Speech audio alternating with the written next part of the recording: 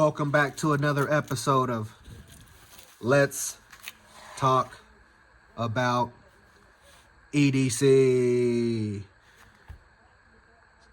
So today we're going to talk about the number 5 EDC carry item, in my opinion, PowerBank. Don't leave home without a PowerBank. They come in all shapes, all sizes, all milliamps, solar, whatever you need. You got to be able to charge your devices. If you don't, you're going to be stuck. You never know.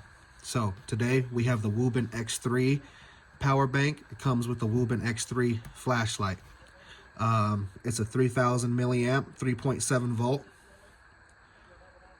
11 watts. There's a button right here. Bam, turns blue. And it's USB-C.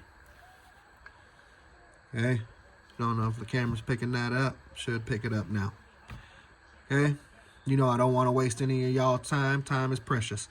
So, again, in my opinion, this will be number 5 on the top 5 EDC carry items. Power bank. Don't leave home without one. What do you think? We'll leave the conversation right there. If you have anything to add, comment below. If you like the video, you know what to do. If you want to follow, subscribe, have at it. Thank you for watching. Have a blessed day. EDC, over and out.